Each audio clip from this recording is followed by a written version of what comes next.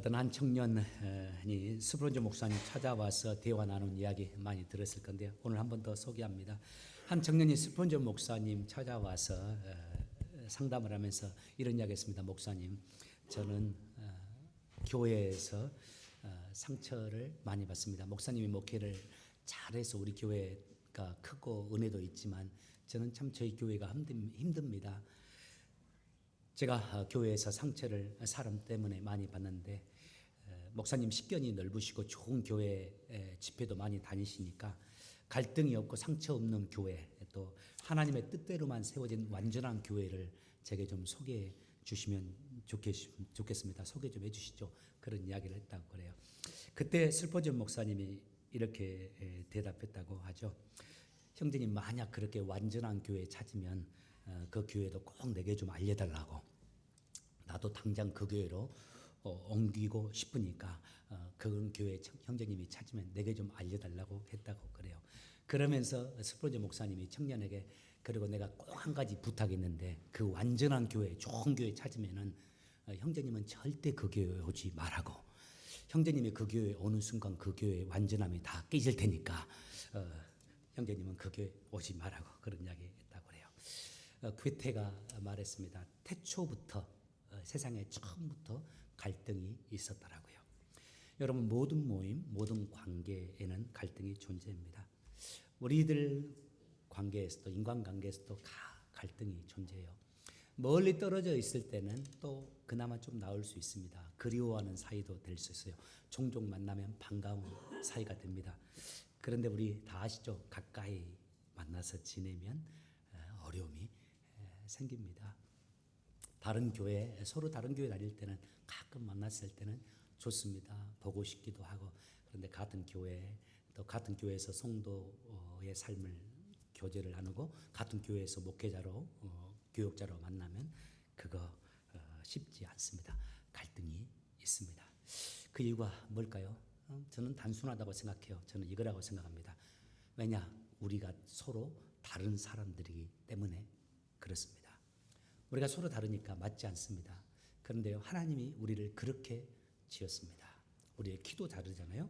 얼굴 생김새도 다릅니다. 똑같이 한 부모 밑에서 똑같은 밥을 먹고 똑같은 DNA를 받고 자라서도 얼굴도 틀리고 생김새도 틀리고 키도 다른 것처럼 우리의 성격, 우리의 성품, 우리의 개성 다 다르기 때문에 갈등이 있습니다. 그래서 힘듭니다.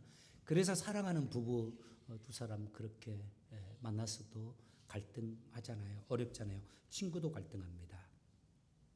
심지어 한 배에서 나고 자란 형제들도 갈등합니다. 또 안타까운 것은 여러분끼리도 갈등하잖아요. 성도님들끼리도 갈등합니다. 더 놀라운 것은 목회자들끼리, 교육자들끼리도 갈등합니다. 갈등 절대 피할 수 없습니다. 죽기 전까지 이 갈등 피할 수 없어요. 그래서 중요한 것이 이거죠. 갈등과 더불어 사는 법을 배우는 겁니다. 그리고 갈등을 해결해 나아가는 법을 배우는 것. 그리고 그 속에서 하나님의 사람으로 우리가 아름답게 세워져 가는 과정으로 사는 겁니다. 오늘 본문이 저는 이 주제 앞에서 우리에게 주시는 성경에 기록된 첫 번째 말씀이 아닐까, 또 아주 중요한 비결이 되지 않을까, 이런 생각을 합니다. 그 첫 번째, 우리의 갈등을 이기면서 해결해 나가는 첫 번째 교훈입니다. 더 큰 안목을 가지고 관계를 갖는 겁니다. 혹은 멀리 바라보고 우리의 갈등을 직면하면서 해결해 나가는 겁니다. 오늘 본문에 아브람과 조카 롯이 나오잖아요. 이 두 사람 어떤 사람인지 알 겁니다. 저 갈대아 우르에서 2억 되는 가나안 땅으로 두 가족만 이동을 했어요. 서로가 의지하고 서로가 사랑할 수 있는 유일한 혈족들입니다. 그런데 이 두 사람 사이에 갈등이 존재합니다. 그 원인에 대해서 성경은 돌려 말하지 않고 단도직입적으로 이렇게 말을 해요. 13장 6절. 그 땅이, 정착한 그 땅이 그들이 동거하기에 넉넉지 못하였으니 이는 그들의 소유가 많아서 동거할 수 없었습니다. 그 땅이 그들이 동거하기에 넉넉하지 못하였으니 이는 그들의 소유가 많아서 동거할 수 없었습니다. 그들이 갈등하는 갈등의 이유 바로 이겁니다. 소유 때문에 그랬습니다. 이런 갈등의 모습이 보편적인 모습이죠. 가난하게 살 때는 대체적으로 형제들이 다 화목합니다. 가난하게 살 때는 삶이 어렵고 힘드니까 더 긴장점이 있고 서로가 싸울 것 같지만은 그렇지 않습니다. 뭐 그런 경우도 있지만 오히려 더 화목하고 서로를 아껴줍니다. 부부들도 그렇잖아요. 어려울 때 삶이 힘들고 또 여유가 없어서 답답한 점도 많지만 더 서로를 아껴줍니다. 그런데 상황이 좀 좋아지면 이게 사라지기 쉬워요. 물질이든 명예든 자기 거 내세울 수 없었을 때는 서로가 존중하며 살다가도 잘 지내다가도 소유 문제 앞에서는 갈등을 마다하지 않습니다. 참 인간은 묘한 것 같아요. 오늘 본문에 보니까 이 소유 때문에 소유가 많아져 가지고 서로가 함께 한 땅에 있을 수 없어요. 한 지역에서 같이 먹고 살 수 없는 상황이 된 겁니다. 우물이 있는데 당시 목축입이었잖아요. 한 우물에서 이제 소유가 많아지다 보니까 같이 살 수 없는 상황이 된 겁니다. 가축을 물을 먹여야 되는데 이게 부족한 거죠. 이런 상황에서 8절에 보면 아브라함이 롯을 찾아가 이렇게 말합니다. 아브라함의 조카 롯에게 이르되 우리는 한 친족이라. 너나 나나 내 목자나 네 목자나 서로 다투게 하지 말자. 아브라함이 롯에게 다가가서 갈등을 해결해 가는데 아주 중요한 가치의 한 단어를 말합니다. 뭡니까? 너나 나나 우리는 한 친족이다. 한 핏줄이다. 이렇게 말해요. 우리 하나님의 자녀들이 우리는 다 하나님의 자녀들이고 예수님의 사람들인데 우리가 서로 다르기 때문에 아직 성숙하지 못해서 종종 갈등하잖아요. 갈등 피할 수 없을 것 같아요.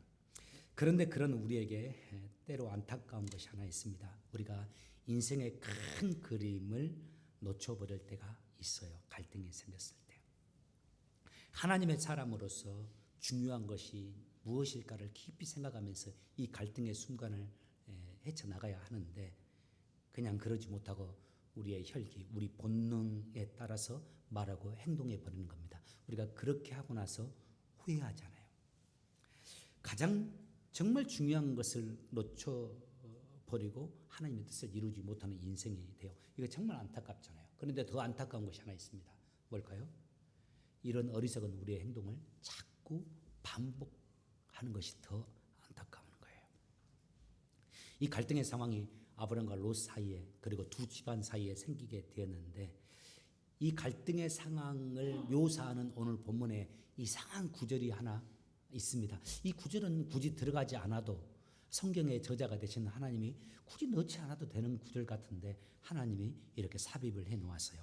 7절을 보십시오. 7절에 이렇게 말합니다. 그러므로 아브라함의 가축의 목자와 롯의 가축의 목자가 서로 다투고 있는 상황인데 또 가나안 사람과 브리스 사람도 그 땅에 거주하였더라. 어떤 신학자가 이렇게 말했어요. 가나안 사람과 브리스 사람도 그 땅에 거주하였더라. 이 구절을 넣어놓은 그 이유, 거기에 살았던 이방인들이 믿음의 사람이었던 아브람과 롯이 서로 갈등하는 그 상황을 목격하고 있었고 지켜보고 있었다는 겁니다. 갈등하는 상황 그리고 갈등하는 상황을 지켜보고 있었다는 것을 하나님이 이렇게 우리에게 알려주기 위해서 이 성경 구절을 넣어놓았다고 한 신학자가 말했어요. 제가 여러분에게 자주는 아니지만 그래도 서너 번은 지난 10여 년 사이에 말한 것 같아요. 제가 어린 시절을 보낸 우리 교회는 그 은사주의 교회였어요. 간절히 교회 전체가 성도들 전체가 은사를 많이 사모하고 또 그렇게 은사를 사모하니까 은사가 많은 교회였습니다. 또 성경을 사모해서 성경 공부도 많고 성경을 많이 읽는 교회였습니다. 그리고 많은 시간 기도를 독려하면서 기도하는 사람들로 우리를 세워가는 그런 교회였습니다. 교회였어요. 그래서 우리 교회 또 리더십들도 다 그렇게 기도도 많이 하고 은사도 많은 분들이었습니다. 그러면 교회가 좋아야 될 것 같잖아요. 그런데 이상했어요. 우리 교회는 늘 분쟁이 많았습니다. 늘 분쟁이 있었어요. 교회가 웃음과 미소가 흘러야 되잖아요. 여러분 부탁합니다. 여러분을 통해서 우리 교회 안에 미소와 웃음이 흐를 수 있도록 도와주시길 바랍니다. 목사님부터 잘하세요 이렇게 말할 수도 있는데, 오늘 아침에도 제 아내가 나이가 먹을수록 밥을 먹는데 여보 당신은 나이가 먹을수록 왜 이렇게 얼굴이 심술이 굳어져 그러더라고요. 그래서 내가 웃었는데, 다시 세상에서는 삶이 너무 힘들어서 그럴 수도 있는데, 여러분 본당에 딱 들어오면서부터 딱 웃으세요. 마귀가 어떻게 역사하면요, 우리 부부 사이, 우리 가정의 공동체를 흔들 때 어느 요일날 가장 흔드는 줄 아십니까? 주일날 아침에 교회에 올 때 차에서 싸우게 만들어버려요. 그래가지고 오늘 교회를 들어갈까 말까 들어갈까 말까. 우리도, 저도 목사인데도 그럴 때 있었어요. 예배를 인도하러 가야 되잖아요. 그래서 주차장에 앉아가지고 오늘 예배를 어떻게 인도할까. 와이프하고는 안 그랬는데 우리 아이들과 교회 오면서 잔소리 하다 보니까 별로 마음이 안 좋아져가지고 그런 적이 있었어요. 다 웃으시니까 그런 경험이 있잖아요. 그러더라도 본당에 딱 혹은 식당에 딱 들어가실 때부터는 웃고 두 얼굴 같아. 그래도 남편과 아내가 딱 웃고 들어가는 겁니다. 할렐루야 하면서 잘 지내셨죠? 이렇게 해야 돼요. 웃음과 미소가 교회에 있도록요. 그런 저희 교회가, 과거에 있었던 교회가 그러지를 못했어요. 시골 교회니까 우리 교회 장로님, 집사님 제가 다 아는 분입니다. 우리 아버지 친구고 우리 동네 사람이고 옆 동네 사람이고요.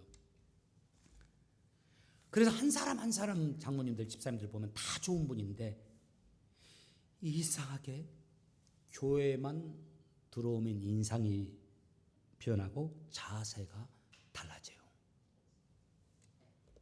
제가 언젠가 공을 들여서 전도해가지고 계속 전도해서 제 친구, 여러분에게 나눈 적이 있는데, 제 친구 진수인데, 진수를 전도해서 저희 교회로 데려간 적이 있습니다. 어렵게 고등학교 다닐 때.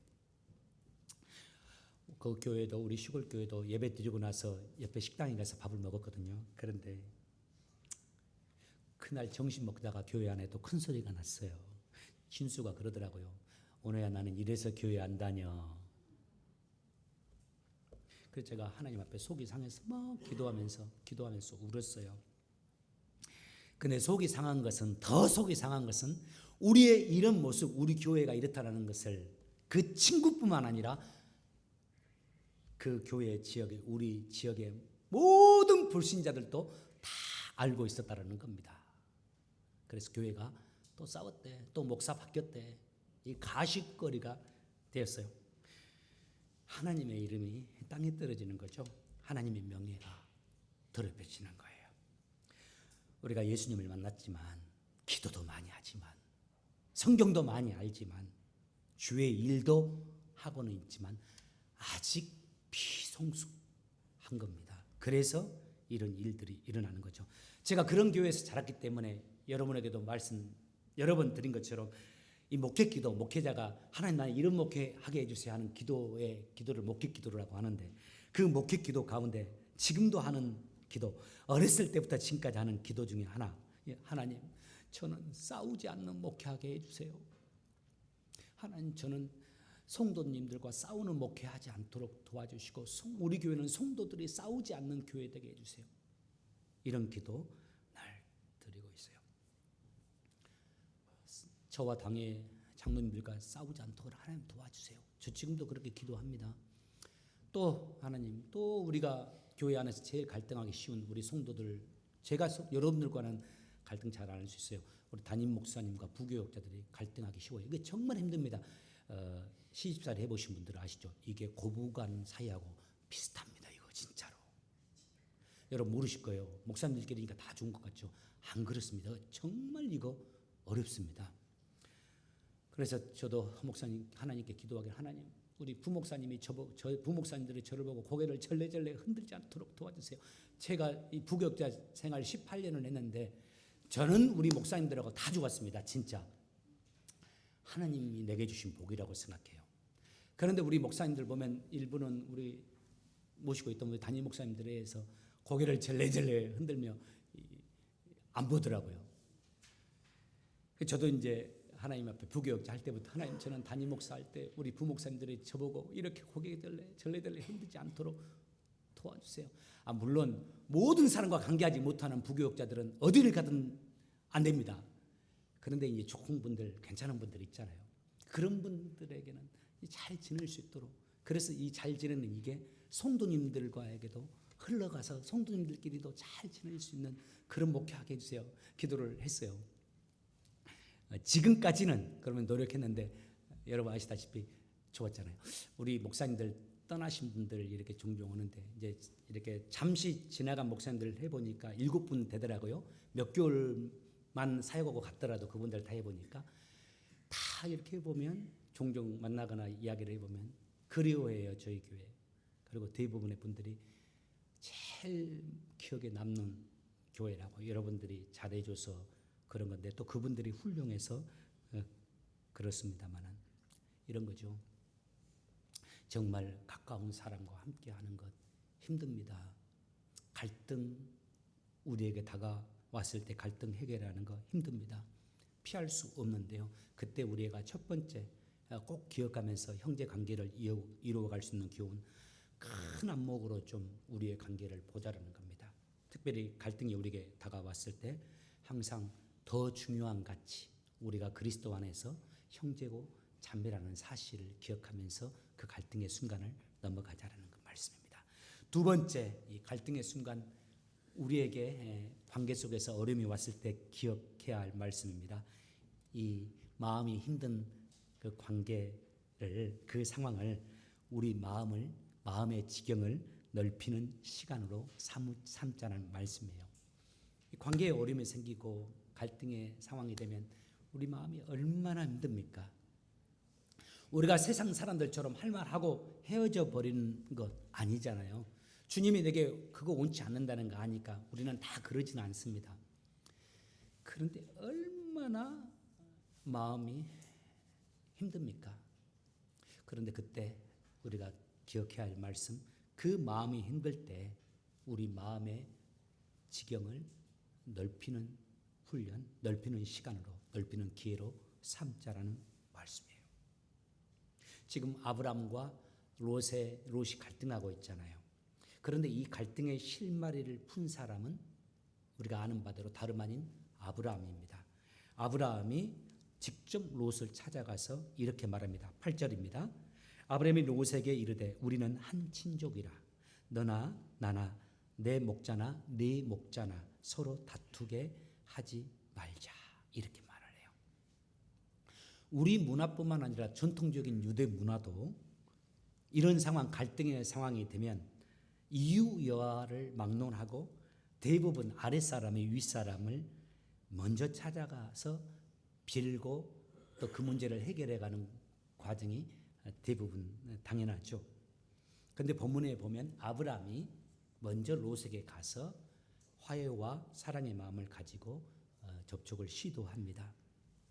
그러면서 아브라함이 롯에게 이 말을 합니다. 네 앞에 온 땅이 있지 아니하냐, 나를 떠나가라. 그 다음에 아주 유명한 말씀이죠. 네가 좌하면 나는 우하고 네가 우하면 나는 좌하겠다. 네가 왼쪽을 택하면 내가 오른쪽을 택할게. 그리고 네가 오른쪽을 택하면 나는 왼쪽을 택할게. 이 말을 해요. 그리고 떠나가라고 말합니다. 헤어지는 거죠. 저는 완전히 헤어지는 거라고 생각하지는 않습니다. 같이 있기는 힘든 상황이라는 것을 아브라함이 안 거예요. 지금 있는 땅 안에서는 웬만해서는 나와 롯, 내 가정과 롯의 가정이 함께 지낼 수는 힘들겠구나. 왜냐하면 나하고 롯하고 내가 노력을 해서 잘 지낸다 할지라도 이 가축을 치는 이 목자들끼리 또 다투기 때문에 이거를 해결해 가기는 힘들겠구나 이런 생각을 합니다. 그래서 아브라함이 생각하는 게 좀 거리를 둬야 되겠구나. 완전히 미워서 헤어지는 것은 아니에요. 왜냐하면 그 뒤에 말씀을 보면 이제 롯이 또 어려운 지경에 빠지는 그런 상황이 돼요. 그때 아브라함이 자기의 생명을 걸고 자기의 군사들을 데리고 와서 싸우면서 롯을 구하는 장면이 나오잖아요. 그러니까 아브라함이 롯을 버린 것이 아닙니다. 아브라함은 저는 이런 마음을 가졌다고 생각해요. 아, 이렇게 지내다가는 원수가 돼서 헤어지겠구나 이 생각을 했을 거예요. 제일 중요한 사람인데 내게 지금 현재 어떻게 보면 혈연단신 두 사람 같이 나왔는데 이렇게 지내다가는 이제 원수가 돼가지고 우리가 헤어질 것 같다 이런 생각하면서 그 이전에 좀 이렇게 떨어져야 되겠다 하면서 야 우리 같이 있지 말고 너 좀 이쪽으로 가든지 저쪽으로 가든지 네가 왼쪽을 택하면 나는 오른쪽 택하고 네가 오른쪽 땅을 택하면 나는 왼쪽 땅에 머물 테니까 네가 먼저 선택해라 하면서 주도권을 롯에게 줍니다. 여러분 아시잖아요. 아브람과 롯의 당시 가축을 기르는 목축업을 이 두 사람이 업으로 삼고 살았습니다. 요즘에 장사하는 것도 뭐 식당을 하는 거 맛이 좋아야 되기도 하고 또 제품을 판다면 제품도 좋아야 하지만 제일 중요한 것이 그래도 뭐니 해도 목이 중요하잖아요. 어디에 가게를 세우느냐, 어디에 식당을 세우느냐가 중요하죠. 어느 목을 잡느냐요. 이 목축에도 마찬가지입니다. 어디에 정착하냐가 중요해요. 아무리 정성을 다해서 목자들 혹은 주인이 보살펴도 충분한 물이 없고 충분한 풀이 없으면 그거 힘들지 않습니까? 물이 좋아야 되고 풀이 좋은 곳이어야 돼요. 그런 더구나 목초지가 부족하고 물이 부족한 이스라엘 땅에서 이 좋은 지점, 목초지를 선점한다는 것은 정말 더 중요합니다. 그런데 그 사실을 누구보다 잘 아는 아브라함이 롯에게 먼저 목초지와 주거지를 선택한 선택권을 줘버려요. 이 제안을 받은 롯이 어떻게 해야 될까요? 우리 같으면 어떻게 했을까요? 여러분, 삼촌 그러지 말라고 자꾸 우리 애들이 삼촌 목자들과 우리 목자들이 서로 이렇게 싸우는데 이거 좀 한번 해보자고 또 제가 우리 목자들에게 잘 말해서 서로 부딪히지 않도록 이렇게 할 테니까 웬만하면 이렇게 같이 했으면 좋겠어요. 이렇게 반응했으면 좋을 텐데 그런데 롯이 이렇게 반응하는데 그 반응을 적어놨어요. 10절 이에 롯이 눈을 들어 요단 지역을 바라본즉 소알까지 온 땅에 물이 넉넉하니 여호와께서 소돔과 고모라를 멸하시기 전이었으므로 여호와의 동상 같고 애굽 땅과 같았더라. 롯이요 아브라함의 제안을 받자마자 눈을 딱 들어봅니다. 살펴봅니다. 사실 이미 다 알고 있었어요. 어느 지역이 좋은 땅인지. 요단 지역 있는데 물이 넉넉하다고 나오잖아요. 물이 넉넉해요. 그래서 그때 인간의 눈으로 보면 어떻습니까? 여호와의 물된 동상 같다고 그랬습니다. 그리고 그때 당시 애굽이 가장 기름졌거든요. 잘 살아. 그래서 애굽 땅과 같았더라. 그 지역에 이제 정착하게 되는데 그 지역이 소돔과 고모라 땅이에요. 지금 롯은 인간적인 안목으로 보고 있는 겁니다. 그의 관심은 온통 땅의 지경을 넓히는 데 관심이 있어요. 근데 아브라함은 땅의 지경을 넓히는 것이 아니라 이 마음의 지경을 넓히고서 더 큰 가치, 주님의 마음으로 이 문제를 해결하며 나가고 있죠. 결국 어떻게 됩니까? 아브라함이 양보합니다. 롯은 좋은 땅 차지해요. 저는 이 상황이 되었을 때 이 두 사람의 마음이 어땠을까를 생각해 봅니다. 롯은 아주 좋았을 거예요. 만족했을 거예요, 여러분. 대개 아랫사람이면 이런 상황이 되면 할 말도 못 하잖아요. 할 말 못하고 손해를 보기 쉬운데요. 반대입니다. 할 말 다 해버렸어요. 그리고 얻을 것 얻어내버렸습니다. 좋았을 거예요. 반면에 아브라함은 어땠을까요? 롯과 정반대잖아요. 마음 힘들었을 거예요. 윗사람으로 자기 권위를 활용해서 확 이렇게 누르면서 자기가 원하는 거 먼저 차지하고 할 수 있는데 품위를 지키면서 신사적으로 대해줘요. 절제했습니다. 그런데 결국 어떻게 됩니까? 자기는 궁한 처지가 되잖아요. 그렇게 나름대로 의지하고 믿었던 또 이 롯도 떠나가 버리고요. 뒤도 안 돌아보고 그것도 좋은 땅을. 자기에게 남은 것은 참 별로 좋지 않는 땅이에요. 상대적으로 척박한 땅에서 또 어떻게 이 삶을 일구어갈까 이런 고민을 아브라함이 좀 했을 겁니다. 마음 답답하고 불안한 마음, 또 외롭기도 하고 또 한편으로는 이 롯 내 조카 하나 품지를 못하는구나 이런 생각하면서 또 좀 힘든 마음도 있었을 거고 복잡했을 겁니다. 마음이 힘들었을 거예요. 그런데 이런 상황에 있을 때 정말 귀한 일이 하나 일어납니다. 여러분들 인간관계 속에서 갈등하고 힘들 때 있잖아요. 그때 내가 하나님의 사람이니까 양보하시죠. 오히려 상대방이 잘못했는데 꼭 내가 잘못한 것처럼 절제도 하고 하나님의 마음으로 해보려고 노력하잖아요. 그런데 또 돌아오는 것은 그로 인해서 뭐 좋은 것보다는 내가 힘들어지는 그런 상황들 있잖아요. 그런 상황과 똑같습니다. 그때 아브라함의 인생에 가장 중요한 순간이 펼쳐져요. 이 힘든 아브라함에게 한 손님이 찾아옵니다. 그리고 그 손님이 이렇게 아브라함에게 말합니다. 14절을 보십시오. 우리 14절 같이 한번 읽겠습니다. 시작. 롯이 아브라함을 떠난 후에 여호와께서 아브라함에게 이르시되 너는 눈을 들어 너 있는 곳에서 북쪽과 남쪽 그리고 동쪽과 서쪽을 바라보라.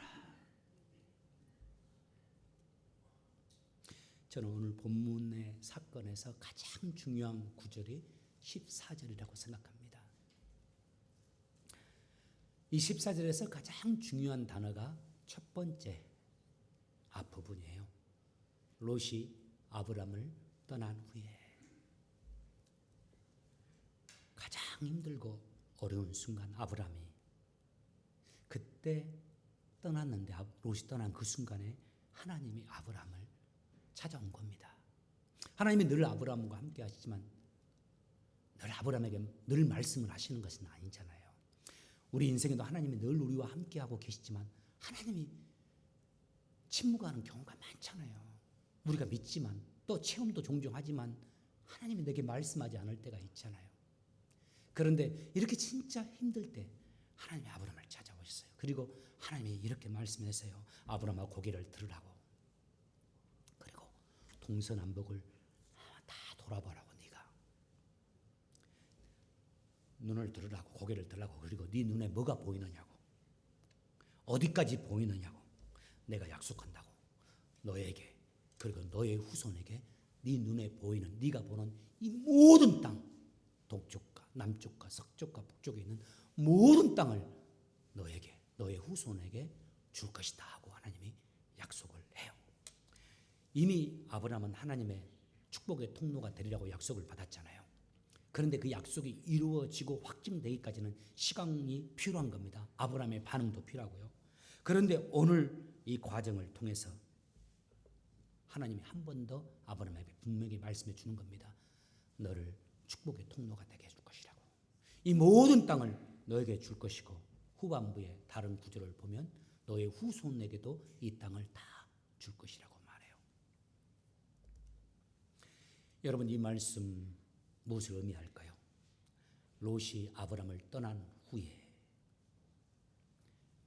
하나님이 롯과 아브라함의 갈등의 과정 그리고 해결 과정 아브라함이 어떻게 행하는지를 다 보고 계셨다는 것을 의미해요.